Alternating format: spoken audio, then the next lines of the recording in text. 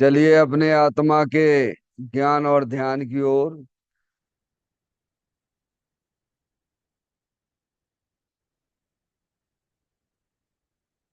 अपने चंचल मन को एवं चंचल उपयोग को स्थिर करने के लिए जिनवाणी माता के माध्यम से अपनी वर्तमान ज्ञान की पर्याय में सम्यक भेद ज्ञान उत्पन्न करते हुए शरीर शरीर से संबंधित जितने भी चेतन अचेतन पदार्थ हैं उनका मुझ भगवान आत्मा के साथ में किसी भी प्रकार का कोई संबंध नहीं है। इस प्रकार समस्त पर पदार्थों में अपने संबंध की वृत्ति को छोड़ते हुए अंदर में जो अखंड ज्ञान ज्योति स्वरूप भगवान आत्मा है उसमें ही वर्तमान पर्याय का संबंध जोड़ते हुए कि मेरा यह भगवान आत्मा सदा काल शरीर आदि पर पदार्थों से भिन्न एकमात्र अखंड ज्ञान ज्योति स्वरूप है। ऐसा अपने आप को जानो और ऐसा ही अनुभव करो कि वर्तमान में ही मेरा यह भगवान आत्मा शरीर आदि पर पदार्थों से भिन्न एकमात्र अखंड ज्ञान ज्योति स्वरूप ही है।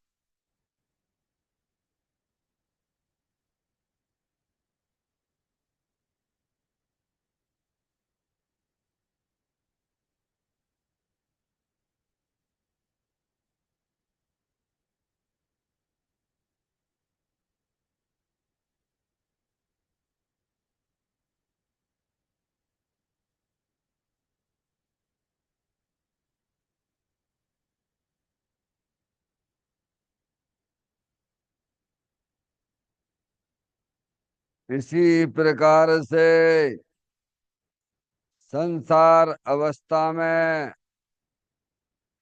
आत्मा की पर्याय में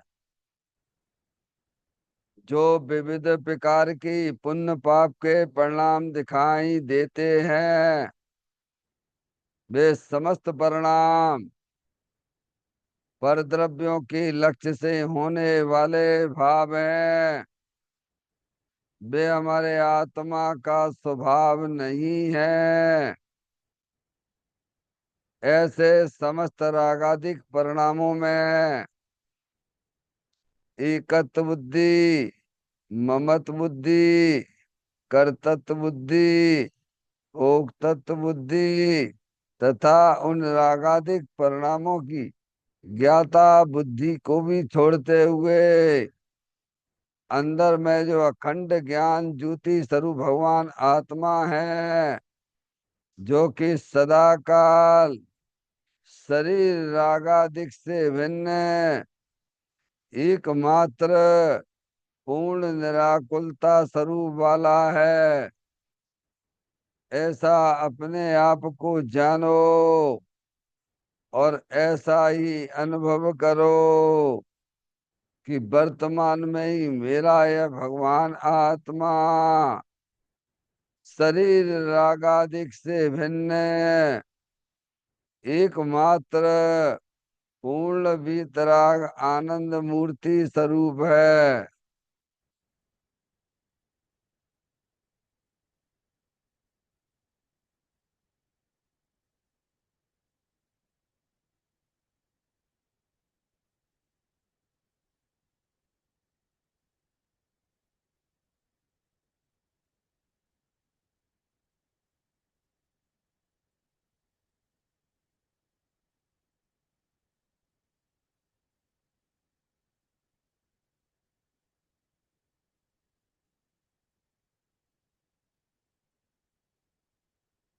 इसी प्रकार से संसार अवस्था में आत्मा की पर्याय में जो पर के लक्ष्य से होने वाला ज्ञान है, वह परलक्षी ज्ञान भी हमारे आत्मा का स्वभाव नहीं है। वह तो इंद्रिय जनित ज्ञान है। इस प्रकार शरीर रागादि और परलक्षी ज्ञान की पर्यायों से भी भिन्न है। मैं तो एकमात्र अखंड ज्ञान ज्योति स्वरूप भगवान आत्मा हूँ। ऐसा अपने आप को जानो और ऐसा ही अनुभव करो कि वर्तमान में ही मेरा यह भगवान आत्मा शरीर रागादि और खंड खंड ज्ञान की पर्यायों से भी भिन्न एकमात्र अखंड ज्ञान ज्योति स्वरूप ही है।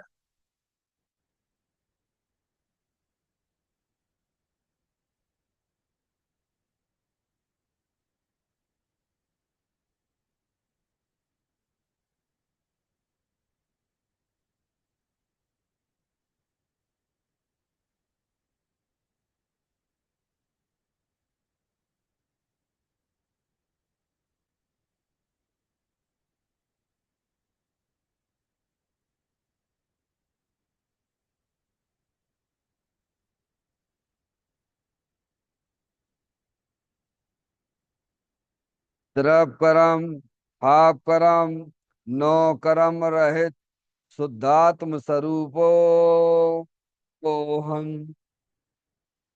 मेरा ये भगवान आत्मा सदा काल शरीर आदि के नौ कर्मों से भिन्न है। मेरा ये भगवान आत्मा सदा काल ज्ञान वर्ण आदि 8 कर्मों से भी भिन्न है।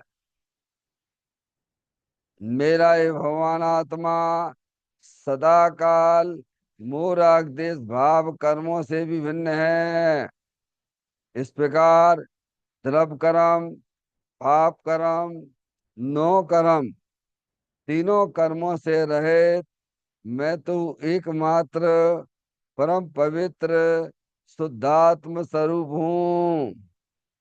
ऐसा अपने आप को जानो और ऐसा ही अनुभव करो कि वर्तमान में ही मेरा है भगवान आत्मा तीनों प्रकार के कर्मों से रहित एकमात्र परम पवित्र शुद्धात्म स्वरूप है।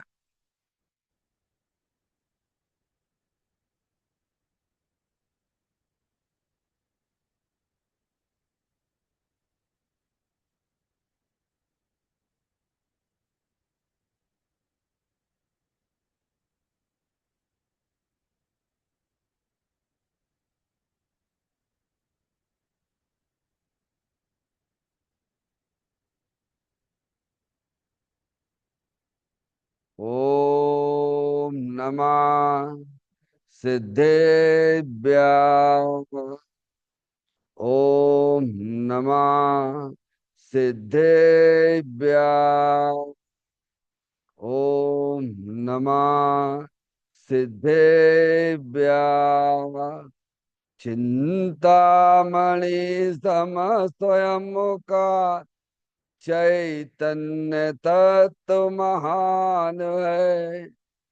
निज का करूं मैं चिंतवन निज का करूं श्रद्धानु में।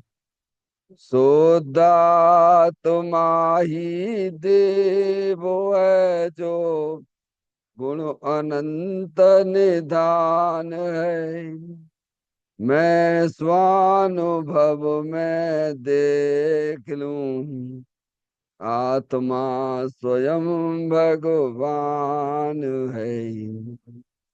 मैं स्वानुभव में देख लूं आत्मा स्वयं भगवान है। लिम्मण जान परिठिया कम कलंकिड़े अपालद्दउ जैन परू ते परमपड़बे भी सब करम मल्लिका नाश करो अरु प्राप्त कर निजो आत्मा जो लीन निर्मल ध्यान में नमो कर निकल परमात्मा सब नाश कर घन गाति अरो हरे अंत पद को पालिया कर नमन उन जिन देव को यह खाबे पत अपना लिया।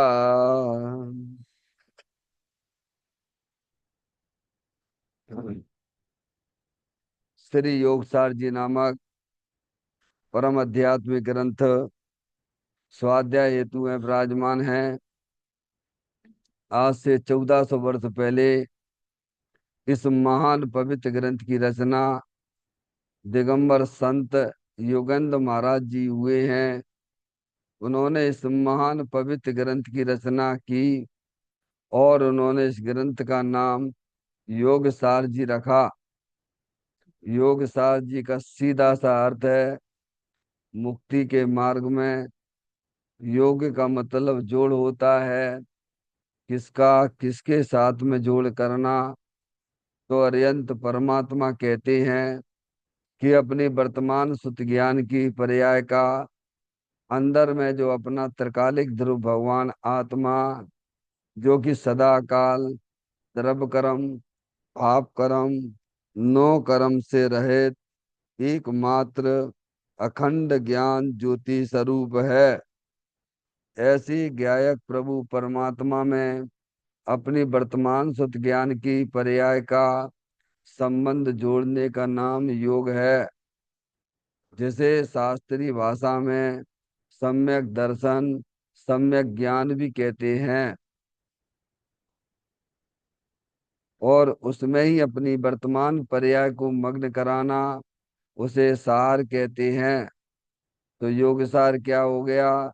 सम्यक दर्शन सम्यक ज्ञान सम्यक चारित्र वाली निर्मल पवित्र पर्याय जो अपने आत्मा के आश्रय से प्रकट होती है, इसे यहाँ योग सार कहते हैं। और इसे ही अरियंत परमात्मा मोक्ष मार्ग कहते हैं और इसी का नाम धर्म है। देखिएगा योग सार ग्रंथ के माध्यम से हम और आप यहाँ पर 65वें नंबर की गाथा का स्वाध्याय चल रहा है, जिसमें दिगंबर संत इस गाथा के माध्यम से हमें यह समझाना चाहते हैं कि गृहस्थ हो या मुनि, दोनों के लिए आत्मरमणता ही वास्तव में मुक्ति का सुखी होने का उपाय है। क्या सुखी होने का उपाय क्या है? कि अपनी वर्तमान सुत ज्ञान की पर्याय का अंदर में जो अपना त्रिकालिक ध्रुव भगवान आत्मा जो सुख शांति के भंडार स्वरूप वस्तु है, उसका ज्ञान करना, उसका श्रद्धान करना और उसमें ही अपनी पर्याय को मग्न कराना, यही वास्तव में एकमात्र सुखी होने का उपाय है। हम अपनी सुत ज्ञान की पर्याय का संबंध शरीर आदि पर पदार्थों से जोड़ेंगे तो वो संसार का कारण है, वो दुख का कारण है। समझ में आ गई बात? शुद्ध ज्ञान की पर्याय किसकी है? शरीर की है कि कर्म की है कि राग की है कि वो आत्मा चैतन्य स्वरूपी भगवान आत्मा सुख शांति के भंडार स्वरूप है, उसकी है? बोलो भैया किसकी है? सुल्लक महाराज जी। चार चीजें हैं, थोड़ा शांति से विचार करना। समझ में आया? ये शरीर है संयोग में, 8 कर्मों की रचना भी है अंदर, रागादिक परिणतियां दुख टेंशन वाली पर्याय परिलक्षी भाव भी है और उसी समय एक जानने देखने वाली चेतन आत्म वस्तु जो सुख शांति के भंडार स्वरूप है। समझ में आए भैया? तो सुत ज्ञान की पर्याय किसकी है? शरीर की है, कर्म की है, कि वो राग आकुलता वाली आश्रव तत्व उसकी है, कि जो अंदर चेतन भगवान आत्मा है किसकी है? आगे बात समझ। सुत ज्ञान की पर्याय वो आत्मा की है, समझ में आया? उसमें से अखंड ज्ञान ज्योति में से निरंतर सुत ज्ञान की पर्याय आ रही है, समझ में आया? अब वह सुत ज्ञान की पर्याय का संबंध जब तक आप शरीर आदि पर पदार्थों से जोड़ते जाओगे तो आपका संसार बढ़ता चला जाएगा। अब वही सुत ज्ञान की पर्याय में विवेक जागृत करना, ज्ञान जागृत करना, उस सुत ज्ञान की पर्याय का संबंध जिसकी है उसके साथ में जोड़ दो, तो वो तो चेतन भगवान आत्मा की है। समझ में आया भैया? अंदर अपना चेतन भगवान आत्मा सुख शांति के भंडार स्वरूप वस्तु है। उसके साथ में आपका अटैचमेंट करना है। तो अभी यहाँ बैठे बैठे सिद्ध भगवान जैसा सुखाने लग जाएगा आपको यहाँ पर। ये मत कहना कि भाई साहब ऐसा काम तो जब ही होगा जब हम कपड़े उतार देंगे, जब हम घर छोड़ देंगे। समझ में आया भैया? ये तो तुम अनंत बार कर चुके हो। एक बार नहीं, अनंत बार कर चुके हो छुल्लक महाराज जी। हैं? ऐसी भूल में मत चले जाना कि घर गृहस्थी छोड़ के आश्रम में रहना और पर के साथ में संबंध जोड़ते रहना ये कोई मुक्ति का कारण नहीं है। आप चाहे घर में रहो, चाहे आप मुनि अवस्था में रहो, काम एक करना है कि अपने सुत ज्ञान की पर्याय का संबंध अपने चेतन भगवान आत्मा के साथ करना है। यही सुखी होने का उपाय है, यही मुक्ति का उपाय है, जिनेन्द्र देव परमात्मा ने कहा है। क्या?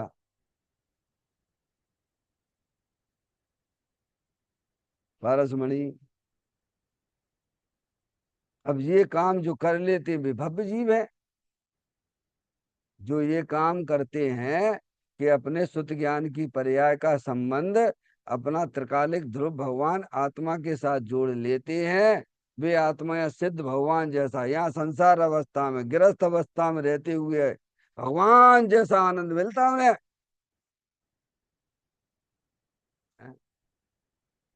इसीलिए तो यहाँ लिखा है गृहस्थ हो या मुनि हो।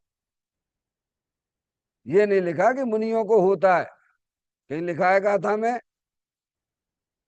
आप गाथा तो समझिए, गाथा कहना क्या चाहती है। गाथा में ये लिखा कि मुनियों को होता है क्या? तुल्लक महाराज जी, फिर दोनों के लिए काम एक करना है। काम एक ही करना है। चाहे आप घर में रह के एक काम कर लो और चाहे आप बाहर रह के काम करो। एक बच्चा है, चाहे तुम घर में रह के पढ़ाई कर लो और चाहे तुम जो है लाइब्रेरी में पाठशाला में जाके काम करो, काम तुम्हें पढ़ाई का करना है और अच्छे नंबर से पास होना है। कि जो दोनों हिसाब के हमारी पाठशाला में ही पढ़ाई होती, घर में नहीं होती है। क्यों? तो घर में रहने वाले पढ़ाई करने वाले सब फेल हो जाएंगे। हैं? यही तो हमें गाथा समझाना चाहती है ना। चाहे आप गृहस्थ अवस्था में हो चाहे मुनि अवस्था में हो, सबको काम एक ही करना है, सुखी होने का उपाय एक ही है। ये अरिहंत भगवान ने कहा है। क्या?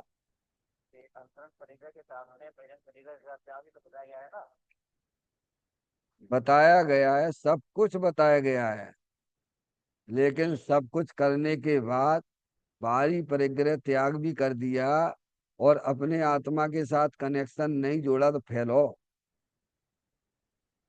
क्या कह रहे? मूल में तो अंतरंग का त्याग ही वास्तव में त्याग है।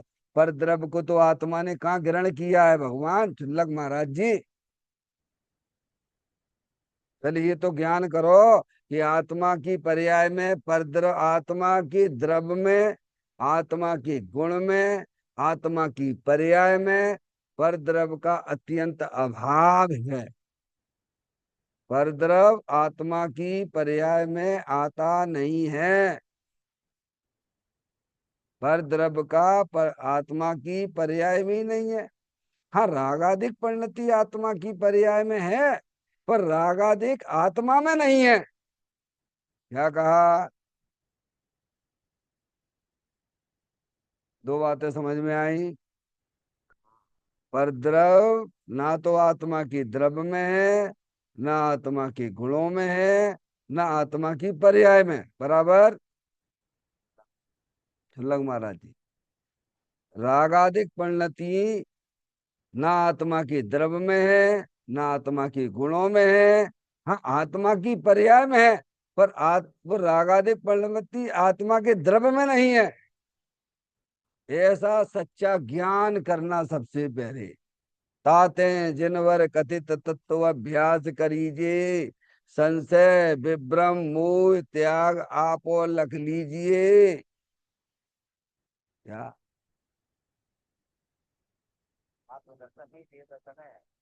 हाँ बिल्कुल, आत्मदर्शन। अरे आत्मा, अरे आत्मा ही देव है, आत्मा ही गुरु है, आत्मा ही शास्त्र है, आत्मा ही चलता फिरता संवेद शिखर जी बुरा है कि नहीं है? है। आत्म ही है देव निरंजन, आत्म ही सतगुरु भाई, आत्म शास्त्र धर्म आत्म तीर्थ आत्मा सुखदाई, आत्मनन ही है रत्नात्र, पूरे ते अवगाहन सुखदाम, ऐसे देव शास्त्र सत गुरुवर, आत्म तीर्थ में करे स्नान। बोलो, आपके पास आत्मा है कि नहीं है? अरे भाई, हम और तुम सब आत्मा ही हैं। अपने आप को लड़का लड़की शरीर वाला देख रहे, तुम्हारी अज्ञान दशा है।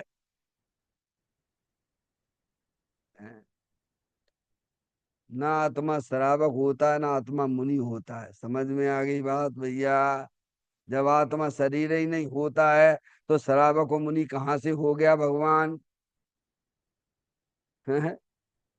इसीलिए यहाँ इस बात पे बहुत वजन दिया गया है। चाहे वह श्रावक हो, चाहे वह मुनि हो, पर सबके लिए काम एक ही करना है, कि अपने आत्मा का आनंद लूटना है, अपने आत्मा की रमणता करना है। क्या कहा?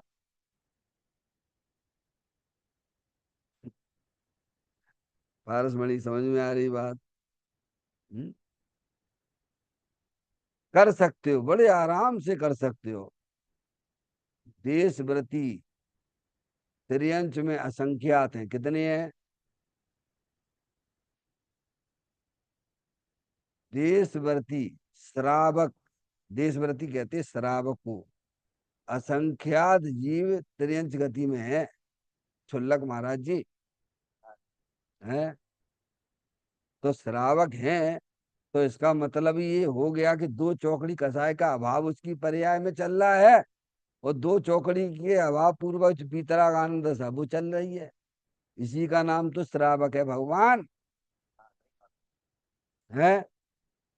इसका नाम श्रावक नहीं कि मैं छठवीं प्रतिमा ले ली, सातवीं प्रतिमा ले ली, और आत्मा का पता ठिकाना ही नहीं है। इसका नाम श्रावक भगवान ने नहीं कहा है। अभी कहा था, मैं यही सारी बातें आने वाली है, इसी पॉइंट पे भी विचार होना है। समझ में आया भैया? हम्म? इस गाथा का मूल विषय क्या है भगवान? चाहे वह आत्मा शराबक अवस्था में हो, चाहे वह आत्मा मुनि अवस्था में हो, सबको एक ही काम करना है। क्या काम करना है? अपने आत्मा का आनंद लूटना है। ये लिखा है, देखो पॉइंट क्या लिख रहा है। गृहस्थ या मुनि दोनों के लिए आत्मरमणता ही सिद्ध यानी सुख का उपाय है। समझ में आए? देखो, आप गाथा का पाठ पढ़ते हैं, फिर उस पॉइंट पे ही विचार करेंगे। सागर या अनगार हो पर आत्मा में बास हो। जिनवर कहें अति शीघ्र ही वह परम सुख को प्राप्त हो। जो अपनी शुद्ध ज्ञान की पर्याय का संबंध अपने चेतन भगवान आत्मा में जोड़ देता है, अब वह आत्मा अल्पकाल में शीघ्र ही, क्या, शीघ्र ही मोक्ष सुख को प्राप्त करता है, परम सुख मोक्ष सुख को प्राप्त करता है। इसीलिए छेडाला में ये बात लिखी है, आपने ध्यान किया होगा। हम्म, करोड़ों वर्षों तप तप चबे, क्या बोलते हो आप, बोलो। कोटि जन्म तप तपे ज्ञान बिन कर्म झरे रे ज्ञानी के क्षण मात्र में ही, बोलो। पंडित दौलत राम जी ने लिखा है, 400 वर्ष पहले। अज्ञानी करोड़ों वर्षों तप तप तपे, वो तप जानते नहीं तप का ऐसे कहते हैं। वो तो शरीर को सुखाने का नाम तप समझता है। भगवान कह रहे राख को सुखाओ, वो शरीर को सुखा रहा है और माने बैठा कि तप है। दुनिया किसे तप कहती है? दुनिया को तो शरीर देखता है, आत्मा देखता नहीं है। वो अंदर के परिणाम राग आदि भी नहीं देखते हैं। क्या कह रहे हैं भैया? शरीर को सुखाने का नाम तप नहीं है।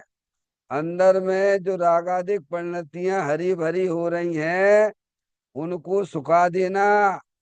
और वे सूखती हैं, अपना अंदर चेतन भगवान आत्मा राग से रहित वीतराग आनंद मूर्ति स्वरूप है।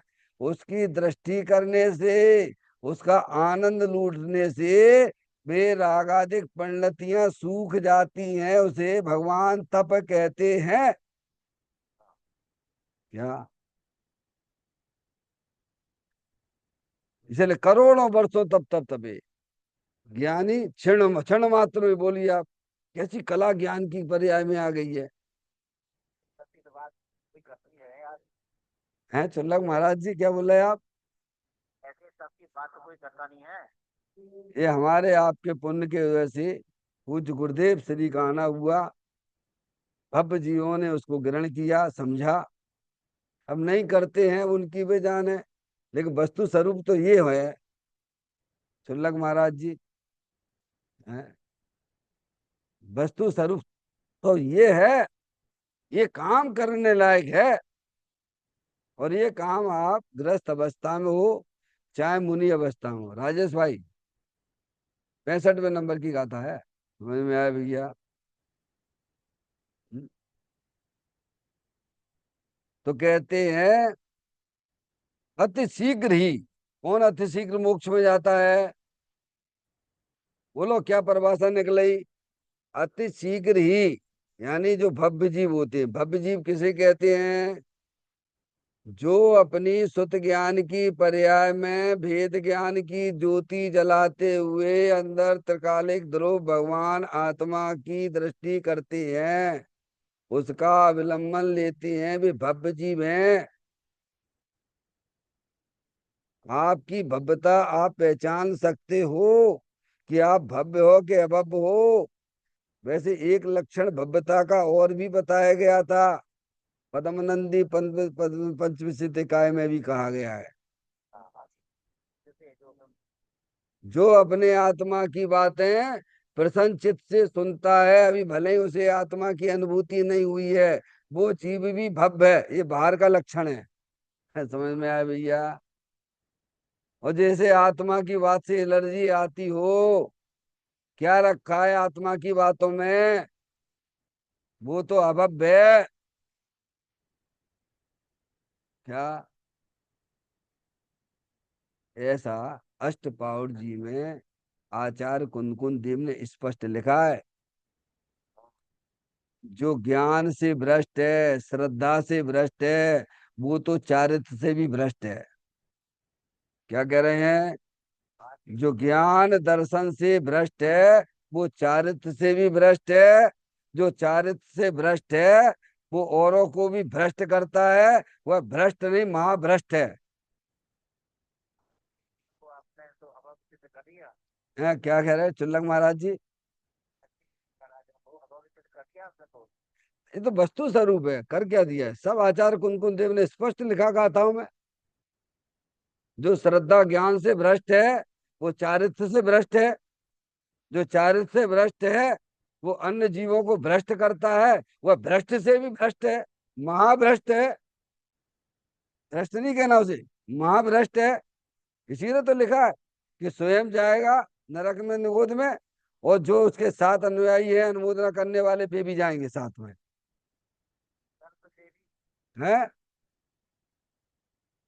तुल्लक महाराज जी? सर्प सर्प भगवान में हाँ, सर्व लिखा है। उपदेश सिद्धांत में लिखा है, सर्व लिखा है। उपदेश सिद्धांत रतनमाला में लिखा है राजेश भाई। पता है कि नहीं पता है? सुना है कि नहीं सुना है? इधर से आ रहा है एक जो है, एक काला सांप, काला सांप, दो रास्ते हैं, इस इधर से काला सांप आ रहा है और इधर से उत्सूत्रभाषी आ रहा है, उत्सूत्रभाषी है। और सैमी है, उत्सूत्रभाषी होता है कि नहीं होता है? बाहर में पीछे कमंडल ले लिया है, लेकिन जनवाणी माता के विरुद्ध बोलता है। क्या? जनवाणी माता के विरुद्ध बोलता है कि सम्यक दर्शन जो है गृहस्थों को नहीं होता है। अरे हमें ही नहीं हो रहा उस आत्मा की अनुभूति, तो उत्सूत्रभाषी तो है ही वो। तो कहते किधर जाना? इधर से संयमी उत्सूत्रभाषी जिनेन्द्र देव भगवान की बात से विरुद्ध बोलता है, और इधर से काला सांप आ रहा, बोलो भैया किधर जाना? पारसमणि, किधर जाना? काला सांप काटेगा तुरंत मर जाओगे। लेकिन वो ऐसा है उत्सूत्रभाषी कि तुम्हें ये भाव भी तुम्हारा बेकार करेगा और आने वाले भाव भी तुम्हारे बेकार होंगे। इसीलिए कहते हैं उधर मत जाना, उत्सुत भाषी की तरफ ना जाना। भले ही काला सांप जा आ रहा है उधर कटवा लेना, एक ही भव तो तेरा बिगड़ेगा ना। मुझे उल्टे संस्कार लेके जाओगे तुम, हो तो आत्मा। अरे हो तो आत्मा भैया। आगे पूज्य गुरुदेव श्री आगे, ये जो है जनवाणी माता कहती है भैया, ये इतना बड़ा समुद्र है संसार कि इसमें ये तुम्हारा एक बूंद निकाल दी जावे तो तुम्हारा भूतकाल निकल गया इतना, और भविष्य पूरा समुंदर है। क्या कह रहे हैं? ये संसार तो समुंदर है, इस समुंदर में से एक बूंद अगर निकाल दी जावे तो तुम्हारा भूतकाल का समय निकलेगा, और भविष्य तुम्हारा इतना है। बोलो किसको सुरक्षित रखना है तुम्हें? हमें तो दोनों ही सुरक्षित रखना है। वर्तमान भी सुरक्षित रखना है, जिसने वर्तमान को सुरक्षित कर लिया उसका भविष्य तो सुरक्षित ही है। समझ में आया भैया? ये बात यहां से निकलती, अति शीघ्र ही वह आत्मा परम सुख यानी परमात्मा होता है। में इतना सुंदर मार्ग है, जी आप कर सकते हो, सब कर सकते हैं। त्रियंच गति के जीव कर रहे हैं, असंख्यात हैं, देशव्रती है। नरक में रहने वाला नारकी जीव भी सम्य दर्शन ले लेता है, तो मनुष्यों को क्या तकलीफ है? हैं? क्यों भाई? ये तो ऐसा हो गया, मूंगफली बेचने वाला ठेले पे सीए बन जाता है, और घर में फैसिलिटी मिलने वाला सीए ना बन पाए, तो ऐसा स्थिति हो रही है। क्या राजेश भाई? होता है कि नहीं होता है? बड़े बड़े राजा महाराज के लड़के हैं, कायदन सब पूरी फैसिलिटी है, वे सीए ना बन पाते। और जो मूंगफली पे बेचने वाला मूंगफली बेचे और सीए भी कर ले। है ऐसी कि हमारी स्थिति तो नहीं हो रही है? हमें आपको सबको देव शास्त्र गुरु मिले, सब कुछ बढ़िया बढ़िया मिला, मनुष्य पर्याय मिली है। और त्रियंच गति का तो यहाँ तो लिख रहे असंख्या देशव्रती है भगवान, वे काम कर रहे हैं और हम ना कर पा रहे। जरूर कुछ गड़बड़ है, अपने परिणामों को तो टूटना चाहिए हमें। देखिएगा कल के पॉइंट को थोड़ा सा आगे बढ़ाते हुए उसको पूरा करेंगे।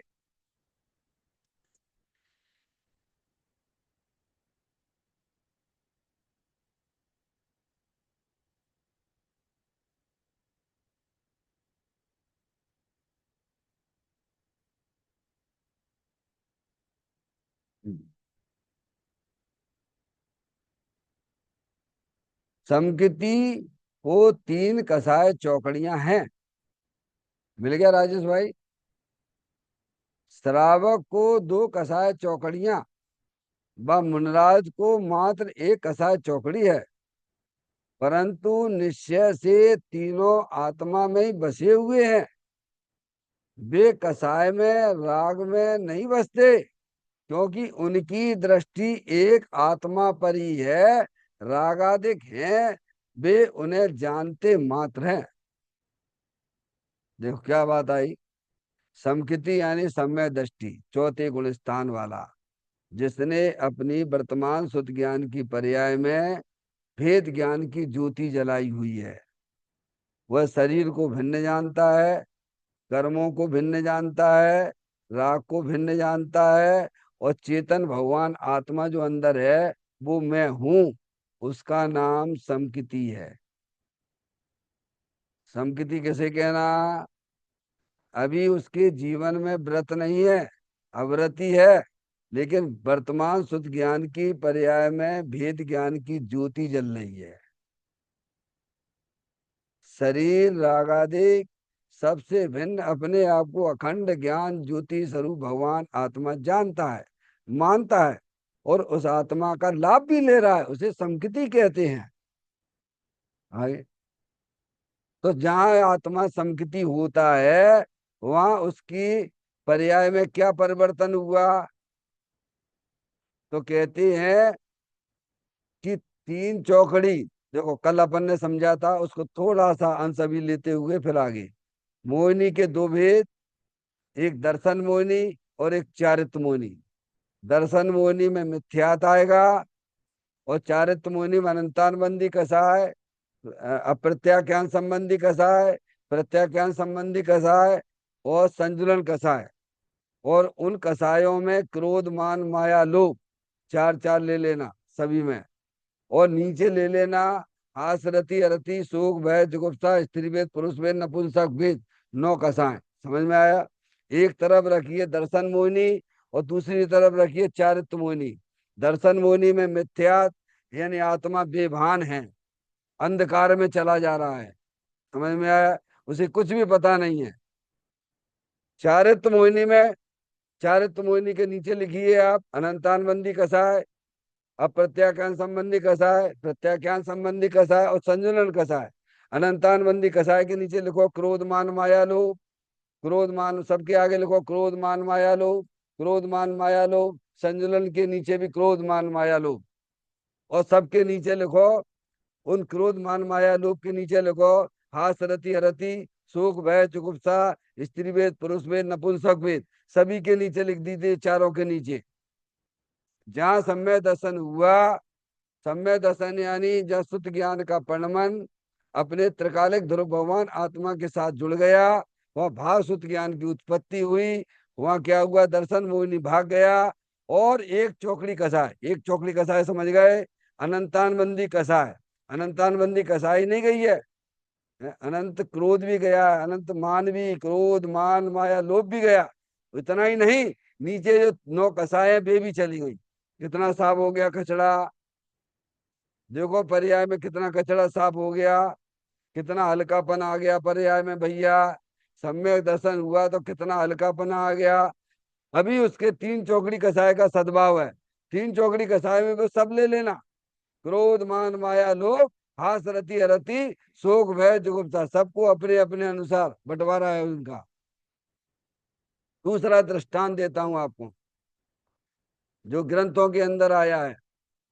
एक तरफ पत्थर है, एक तरफ गीली मिट्टी है, एक तरफ रेत है, और एक तरफ पानी है। चार चीजें हैं। हमें पत्थर पे एक लाइन खींचो, एक गीली मिट्टी पे लाइन खींचो, एक रेत पे लाइन खींचो, और एक पानी पे लाइन खींचो। राजेश भाई, चार चीजें हैं ना। पत्थर पे खींचो तो पत्थर वाली जो लाइन गड्ढा पड़ गया वो कब भरा जाएगा? गीली मिट्टी पे खींचो, रेत पे खींचो, पानी पे खींचो, तो सब में अंतर है कि नहीं है? है। देखो जब वर्तमान शुद्ध ज्ञान की पर्याय में भेद ज्ञान की ज्योति जलती है, तब जो है ज्ञान सूर्य का उदय होता है। काय का? ज्ञान सूर्य का उदय जहां मंगल प्रभात कहलाता है। वस्तु का स्वरूप यथार्थ दिखे, न इष्ट अनिष्ट दिखाता है। क्या? बस इतना ही ले लो, बाकी तो सब पढ़ लेना। आप तुम्हें में टाइम नहीं है ना। ज्ञान सूर्य का उदय हो गया। अब सूरज का उदय हुआ तो अंधकार गया कि नहीं गया? कितना गया? पूरा चला गया क्या? अरे भाई, सुबह सूरज निकलता है, आप लोग देखते होगे हैं। तो कितना अंधकार, अंधकार कुछ गया कि नहीं गया? कि पूरा चला गया क्या? अरे पूरा चला गया क्या?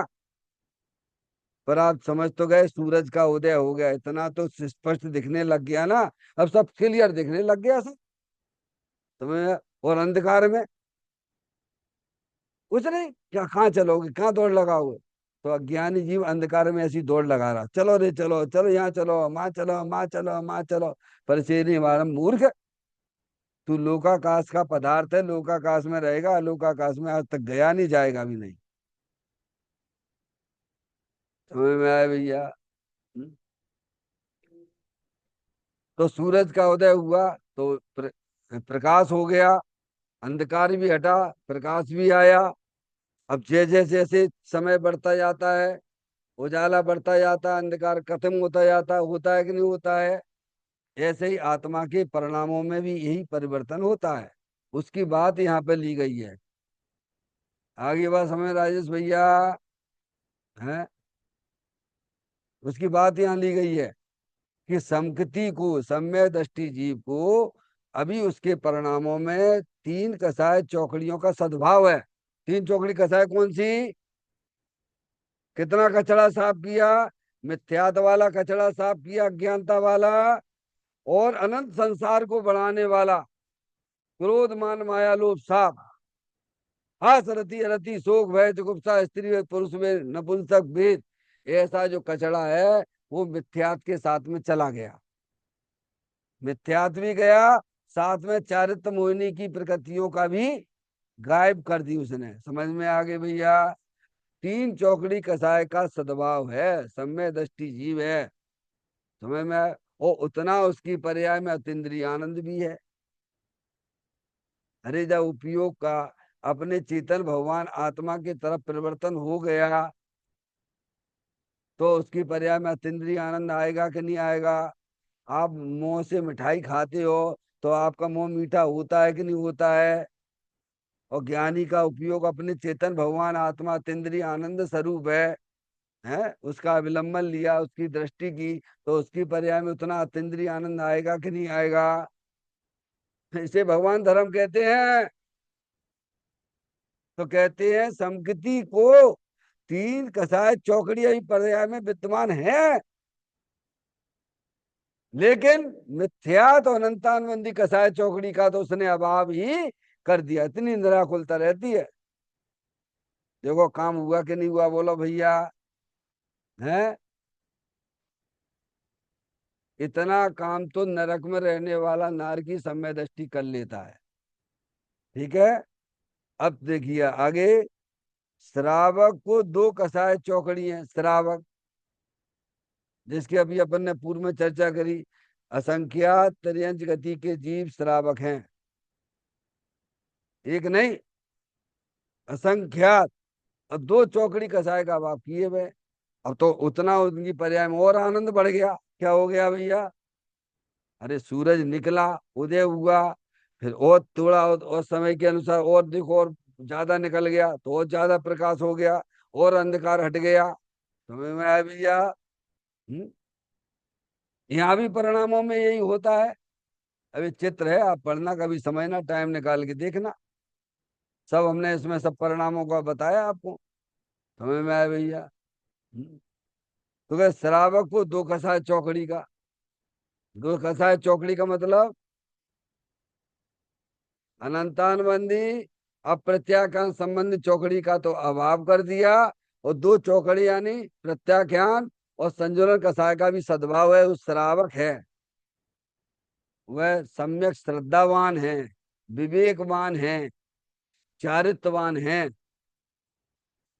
उसे वास्तव में श्रावक कहते हैं। हम्म? फिर कहते हैं मुनराज को मात्र एक कसाय चौकड़ी है। क्या है? मुनराज है, मुनराज ने कितना कचड़ा साफ किया है, और अज्ञानी कितना कचड़ा लेके साथ साथ चलता रहता है। बोलो, अब कह रहे मैं सुखी कर दूं, कहां सुखी होगा तू? अज्ञानी पूरा कसाय का पूरा पूरा का पूरा भार लेके चलता रहता है। महादुखी, महादुखी है अज्ञानी। चाहे भले ही बाहर में कितनी भी अनुकूलता, एसी में बैठा हो, समझ में आए भैया, सर्दी पड़ रही है, अग्नि में ताप रहा है, तो भी महादुखी है वो। कसायों के भार से दबा हुआ है वो। अज्ञानता सबसे बड़ा पाप है वो। तो मुनराज को मात्र एक कसाय चौकड़ी है। एक कसाय चौकड़ी में क्या लेना? बोलो भैया, बोलो। एक चौकड़ी कसाय का मतलब ये है कि मुनराज की कसाय कैसी है? जैसे पानी पे खींचो लाइन, इधर पानी पे लाइन खींचते जाओ, गड्ढा होगा लेकिन भरता जाएगा। और उसमें क्रोध मान माया लोभ भी है, और नौ कसाई भी साथ में है। पर वे लाइट हो गई हैं। कैसी हो गई? बिल्कुल हल्की हो गई हैं। और पर्याय में प्रचुर स्वसंवेदन चल रहा है। देखो, अपने आत्मा के साथ रहने से आनंद ही आनंद है। मजे ही मजे हैं, बस खत्म। आप समझिए, आप इसको भगवान धर्म कहते हैं। भार ढोने का नाम धर्म थोड़ा हुआ है। कहते हैं निश्चय से तीनों अब देखिए आप, परंतु निश्चय से तीनों आत्मा में भी, यानी सम्यक दृष्टि, श्रावक और मुनराज, निश्चय से तीनों आत्मा में ही बसे हुए। कहाँ बसे हुए का मतलब क्या है? क्या समझते हो बसे हुए का मतलब? तीनों का उपयोग अपने चेतन भगवान आत्मा की तरफ है। क्या? इस विश्व में सबसे सर्वोत्कृष्ट वस्तु कौन सी है राजेश भाई? कभी पता लगाया है कि नहीं लगाया है? कि वैसे ही घूमते रहते हैं अपन? तो कहाँ है वो? यहीं पर है, इस शरीर के अंदर है, राग के पीछे है। ऐसा सर्वोत्कृष्ट पदार्थ है आत्मा। समझ में आया भैया? अब बाकी अपन कीमत नहीं करते हैं। नहीं करते तो संसार में घूमना, रखड़ पट्टी करते रहोगे। हैं, उसका फल कितना, कितनी बिरादना का फल है? बोलो। अपने आत्मा को नहीं जानना कितना, कितने कष्ट ही कष्ट है। बोलो। मनुष्य पर्याय मिलना, जहाँ दो इंद्रिय पर्याय मिलना मुश्किल है भगवान, दुर्लभ लई, दुर्लभ लई चिंतामणि रतन, त्यों पर्याय लही त्रस्तनी। जहाँ केंचुआ की दो इंद्री पर्याय मिलना मुश्किल है, हम आप तो संगी पंचेंद्री मनुष्य पर्याय जिनेन्द्रिय भगवान के यहाँ स्वच्छ पानी में पैदा हुए भगवान। हैं? कितना बड़ा, कितनी बड़ी बढ़िया जगह बैठे हुए हो, और उसके बावजूद भी है। तो तीनों को, यानी सम्यक दृष्टि, श्रावक, देशव्रति और मुनराज, निश्चय से तीनों आत्मा में ही बसे हुए हैं। यानी अपनी उन्होंने शुद्ध ज्ञान की पर्याय का परिवर्तन अपने चेतन भगवान आत्मा की तरफ किए हुए हैं। ये इसका मतलब, बसना का मतलब क्या है? पारसमणि आपको आराम कहाँ मिलेगा? बोलो। संवेद शिखर जी में कि गिरनार जी में? कि आपको अपने घर में? ईमानदारी से बोलना, हृदय से बात करना है। अपने घर में मिलता नहीं भैया। है, एक बोलते हैं एक चिड़िया की बच्चे चार, पंख पसारे निकले बाहर, पूरब से पश्चिम को जात, उत्तर से दक्षिण को जात, आकर माँ को हाल सुनात, देख लिया सारा संसार, अपना घर है सबसे प्यारा। है समझ में भैया? चाहे कितना घूम लो, इधर घूम लो उधर घूम लो भैया, उससे तुम्हारा पेट नहीं भरेगा। तुम्हारी भूख तो तुम्हारी चेतन भगवान आत्मा ही बुझाएगा। हम्म? तो कहते हैं निश्चय से तीनों आत्मा में ही बसे हुए हैं।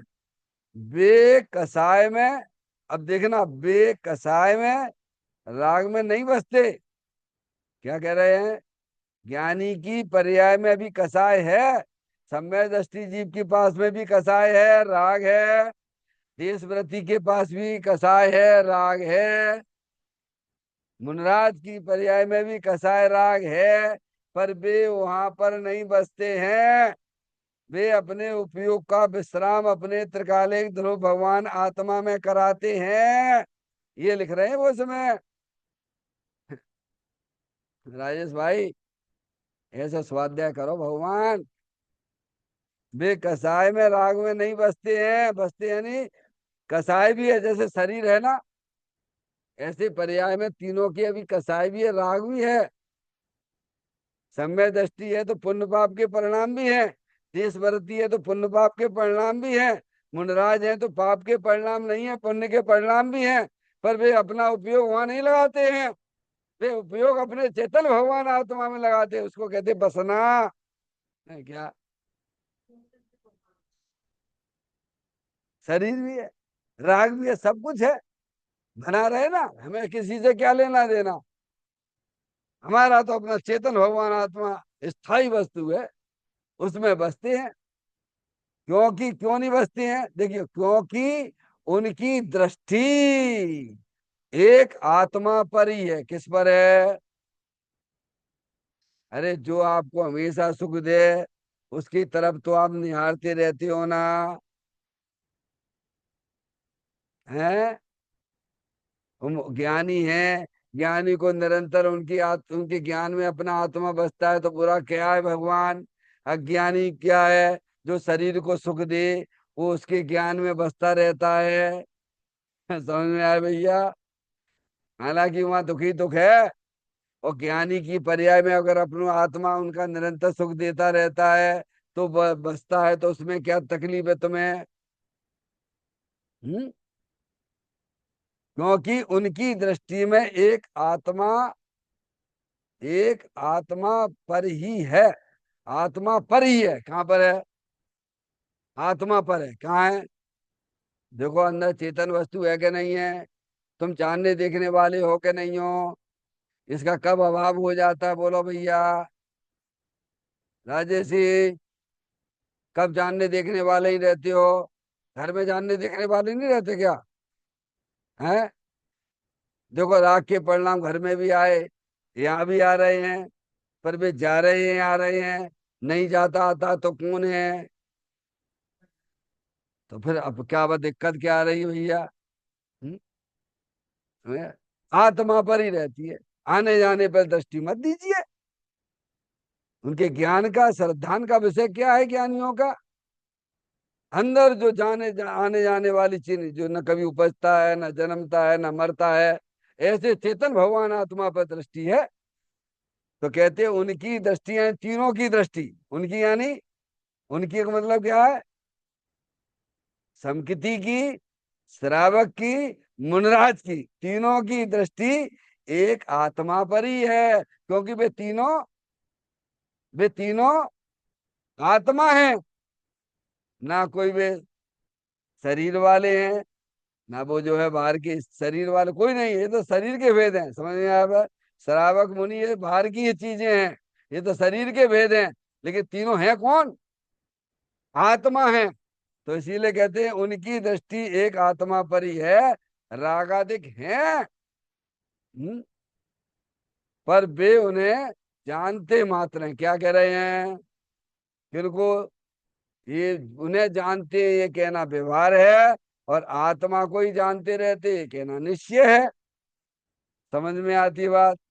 जैसे हमने आपसे कहा, राजेश भैया, है, आपको 2 मिनट में यहाँ आना है, आपको अपने घर से रास्ता 2 ही मिनट का है, और आप आया 2 मिनट में पहुंचना, पंडित जी साहब ने कहा है हमसे। क्या? तो आप इधर उधर देखोगे क्या? कौन सी दुकान खुली कौन सी बंद है? अब खुली बंद से हमें क्या लेने देने हैं? मैं तो 2 मिनट में पहुंचना है। समझ में आई कि नहीं आई? ऐसे ही रागादिक परिणतियां ज्ञानी की पर्याय में रहती है, लेकिन वे उन पे उनकी दृष्टि नहीं है। दृष्टि तो अंदर चेतन भगवान आत्मा के ऊपर है। आगे बात समझ में? और उनको मात्र जानते हैं कि अभी ये भूमिका में इस प्रकार के परिणाम रहते हैं। समझ में आए भैया? इस प्रकार से बहुत सुंदर चर्चा है। इसे अपन ध्यान से शांति से समझेंगे पढ़ेंगे तो अवश्य हमारी पर्याय में जो ज्ञानियों ने किया है वह हम भी आप सब कर पाएंगे। चैतन्य काय सुमरण प्रति क्षण करो रे, भवि के अनंत दुखी को पल में हरो रे। अक्षय अनंत निज सुख निदान पाओ, गाओ अरे नित इसी के गीत गाओ। गाओ अरे नित इसी के गीत गाओ। 9 बार नमोकार मंत्र का स्मरण।